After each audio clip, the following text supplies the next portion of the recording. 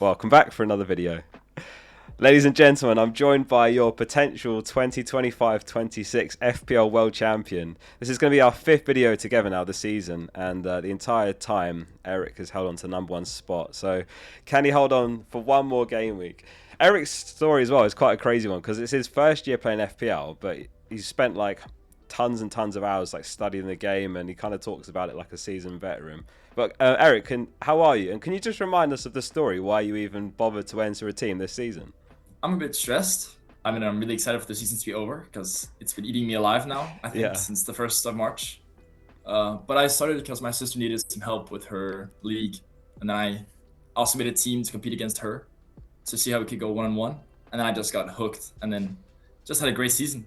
And it's crazy to just to help your sister out, and then you're like, yeah, I'll enter a team as well, and then you end up not just beating her, but like you're in the running to win the whole thing.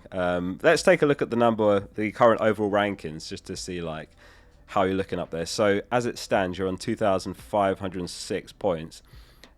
Second is on 2,485 points. So basically, you've got a 21-point gap heading into the final game week. Have you been looking at the others below you and?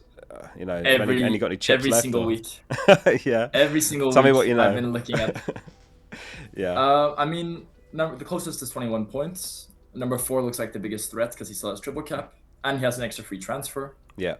Okay. And then, but that was like they look like immediately like the biggest threats because they're closer. But we also have a lot of overlapping players. This is also why like I held off of a third Arsenal player, was because of exactly this scenario where Arsenal won the league early. Because I have always expected like mass rotation. Yeah. If there was going to be, especially because World Cup, like Arsenal and City, they're 2 teams that are built up of World Cup players. And I don't see these national teams wanting their players to be playing in these games if there's nothing to play for. That's just my mindset, at least. So it's going to be really interesting to see what's going to happen this last game because we all have the exact same players pretty much. So who's going to bench, who's not going to be benched is going to be really interesting the last week. But I have an extra free transfer. Because I rolled last week. So I got 2. So does the guy with the triple cap, but everyone else in the top 10 only has 1.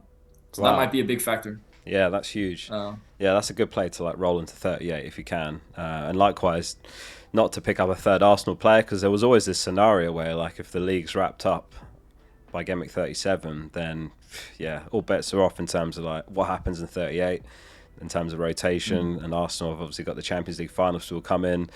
Pep send off, who knows how he rotates in a dead rubber game. So yeah, you're in a great position. But yeah, that guy with the triple captain and with 2 transfers, that's like really unpredictable. So yeah, I think you're right, he could be the threat. If I was him, like I think I'd be spending the 2 on someone that I wouldn't expect you to own, and that's where I'd go with triple captain. I don't know what that player would look like it could be a Palmer, for example, but you've got Saka, so you know that's an option to you. So it's a difficult one, and God, I can't imagine being in that position thinking how to make the ground up. I mean, it is a lot at the end of the day.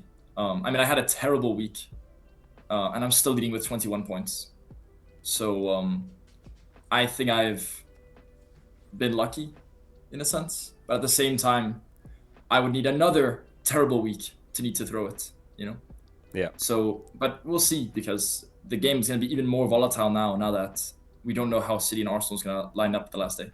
I was something I tweeted earlier, and I think it'd be good to talk about it as well while you're here, because I was looking at past FPL Champions scores, and this is by far the lowest scoring season for years. Let us know in the comments why you think that could be. It's a really low scoring season, like, and it's not a reflection of like your play style, but it's just the general across all the players.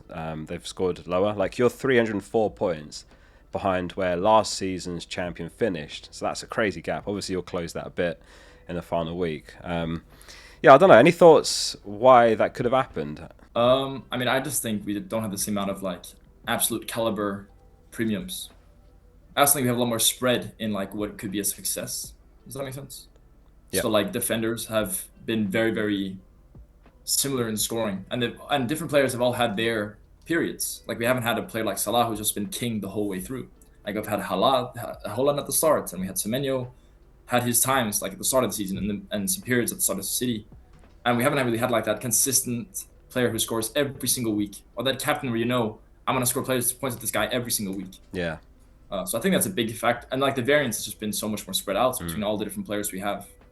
I think that's just the biggest thing, especially like that factor with not having these huge caliber players. Because even like our top scoring player has only scored, what has Holland scored this season? 250. Yeah, I think it's the premiums must be a big part of it. Haaland's on 239 points. So yeah, only a few players have passed 200. Just looking at the replies to that tweet, like FPL Ched said it's the premiums. We just had like Bruno, Haaland, that's it. You know, in terms of underperformance, you've had like Saka, Foden, Palmer, Salah, Isak, Watkins, and then he said there's players like Kane, Son, KDB, Mane that just weren't replaced. But it's interesting, isn't it? Maybe there's fewer goals scored, but what really like blew my mind about this is we've had double chips added this season. We've had DEFCON added. They changed the assist rules so that more assists are given than ever now.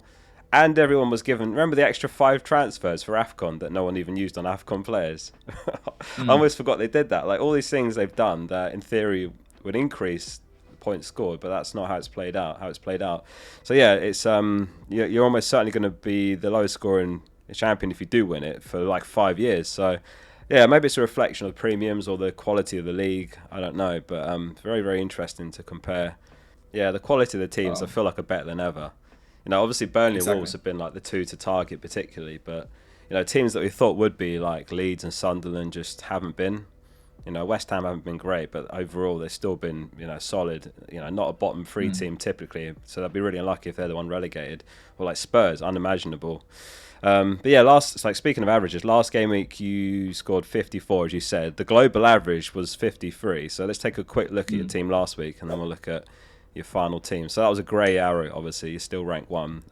You managed to roll. Just talk us through last game week. I was really a big fan of Brighton, just looking at the recent games, and I was. You don't even get me started about that Van Heck mistake. Oh mate, that costed me. Painful. That was like a 13. That was a 13-point swing. In difference. Just that goal in the last minute. Yeah. And I was watching it with my mate, and I remember he looked at me and told me like, "How do you even feel right now?" And he told me that he's never seen me in such a bad mood because I just pretty much didn't speak for like an hour. Yeah, I wouldn't speak for a week. So yeah. And otherwise, City was a disaster, but I guess Holland did get the goal, but that was how it was for everyone. Yeah. Arsenal showed up. I went very safe with the Gabriel cap because I thought I want to make sure I get captain points for sure, rather than going for someone where I don't really know for sure. Because if I went Saka or Bruno or Holland, I needed a return to get points. And I guess they all did get returns, but I just don't think I saw it. I think I just needed to play safe. I didn't need to risk my captaincy. Yeah, fair. And then Thiago didn't play great. Tav was close to DEFCON, but didn't get anything. Hinchel would. And Van Heck both could have scored, and they didn't. I mean, it's like, considering how bad the week was, I'll still take 54. I mean, the gap's still pretty healthy. It was a weird week where I don't remember the last time this happened. Maybe it did happen recently, but there was 4 players over 100% effective ownership.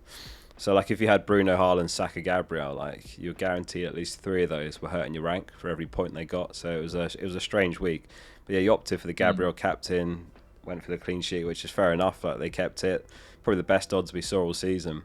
In terms of your Gameweek 38 lineup then, so your current team is Verbruggen, Van Heck, O'Reilly, Senesi, Gabriel, Bruno, Tavernier, Hinchelwood, Haaland, João Pedro, and Thiago. So 2 free transfers. How much you got in the bank? Money's not an issue. That's not the problem. Yeah. So what's your current thoughts then for 38? All the Brightons look fine, especially when they have something to play for. The double Bournemouth looks fine, especially when they kind of have something to play for. I think Iraola could be like, dude, we can maybe get Champions League here. Yeah. Just that telling the players alone would. Yeah, I still think he's gonna play the A squad against Nottingham Forest. Also, I can't see him relaxing the final game. Bruno, definitely not. You don't do anything with Bruno. He's chasing a record. Nothing to debate there. João against Sunderland. That's a hard one because João hasn't looked great, and Sunderland has looked better. And he wasn't in the squad against Spurs, right? He had the knock. He was seen in training, and McFarlane just said he's hopefully he'll make the game. But yeah, again, that could be another headache on top of City and Arsenal if he's a doubt still. Hopefully not, because I've got him as well. I mean, my thoughts were generally that he just had like Brazil team heartbreak, that he just didn't feel like playing because of that. Yeah, it's possible. That was my thoughts. But whatever it was, I still think João, to sell him when Arsenal and City players look so volatile does not sound reasonable. And Thiago against Liverpool, I really don't mind at all because Liverpool's defense have looked so shaky. Yeah. That I could easily see Thiago getting a goal. And then there's just the 6 City, the 5, I guess. This 5 City, Arsenal, and Lacroix, who all we don't really care because 3 of those players have a European game at least a week later, and the other 3 are probably going to go to the World Cup. Why would you want to risk these players playing if they have a World Cup 2 weeks later? That's like my thinking. So yeah, you got 2 transfers. You've not taken a single hit all season, by the way. I have to mention that because, like, credit to your patience. Like, I've taken 1 this season actually, Trossard, and that didn't pay off, and that's pretty good for me. Like, usually I take multiple hits. But let us know in the comments, how many hits have you taken, and have they worked for you? In my experience, they rarely do, and it feels like you feel the same way because assuming you don't take one at 38, you won't be taking a single one. I mean, unless I find out that every Arsenal, City, and Lacroix is going to get benched, and like they're not even in the squad at all, then it might actually be worth it, because then that's at least 6 players. But at the same time, would I have to, or would I just want to eat the 0 points? Yeah, I don't know if you'd need to. I just hate the idea of them when it's like you've got 1 week for it to be repaid. Like, the only time I really think about a hit is if it's like you've got 4 or 5 weeks ahead of you. At some point, you hopefully get it back. Or if it's a blank game week and you just don't have 11 players, then it's like you're taking a -2 hit if you get the appearance points. But yeah, outside of that, in 38, I just don't like it. I did it once, didn't go well. And I could see Gabriel and Saka being completely removed, because why on earth would you want to risk them getting injured before the most important game of the season? Yeah. What do they have? And also, if it was at home in Arsenal, I get it, because they might want to be incentivized to have a good showing and the game season well, do it in front of the fans. But now there's nothing really because they're away anyway at Selhurst Park. Yeah. So like, I don't see it. Why would he take that chance? Is my head. I guess I'm not gonna sit here and be Arteta because I'm not even close to him. But that's just my thinking. Is why would you? Especially because I looked at Bayern and PSG for the Champions League before they had the semi-finals. They did this. They played basically their youth squads in the league right before the Champions League because they had nothing they had to risk. Yeah. Why not just give the experience to players who actually have the chance to play a Premier League game and get that experience? Yeah. Rather than playing a player in a game that necessarily doesn't need anything. You know? I think you're right. Like, I've got Trossard, Saka, Gabriel. I've benched Trossard. I'm going to sell Saka. I've only got 1 transfer, so I'm hoping he's the only place I need to make a move. But yeah, I'm looking to sell Saka. I would expect Madueke to start, and it could even be Dalman that comes off the bench and Saka doesn't get any minutes. We'll have to see. But I was just going to talk about, we were talking earlier this morning in DMs, and it's worth repeating that conversation to the viewers. Obviously, since we've got 20 teams kicking off at the same time in 38, there is a chance that we get all sorts of team news and leaks, or players that aren't spotted with the squad, that didn't travel, that sort of thing. So if you're taking the last Gameweek super serious, then make your transfer near the deadline in case of any last-minute news and leaks. But also, again, if you're taking the last Gameweek really serious, make some kind of flowchart about possible situations and what you'll do. When we were talking about this, Eric, you said, I'm really working on one. Like, for example, in your case, if Semenyo starts, I'll do X transfer. If Semenyo is benched, I'll do Y. If O'Reilly and Semenyo start, I'll do Z. What do I do if Haaland doesn't start? This sort of thing. We might get no news. We might get loads. So, yeah, it could be the last big edge to get this season. So that's something I'd recommend people doing. Yeah, no, I agree with that. Also, because now I'm getting lots of DMs now it's the final week, and every single person I'm just answering, wait until Sunday. That's like the best news I can tell you. Yeah. Because I can't tell you anything if we don't know who's actually going to play. And that's also like a thing I also have an issue with, is that if they even do start, I don't see them playing 90 then, even. If you told me Haaland's going to start the game, I don't see him playing 90 at all. I see maybe playing one half. Yeah. And then would I rather have Haaland for one half with nothing to play for, or a Bowen who are fighting relegation? It's tricky, isn't it, though, because of the ownership as well. And you're also thinking about that rather than maximising points to a degree. You're looking at all those managers below you that have Haaland, and then it's like maybe they're willing to take the risk.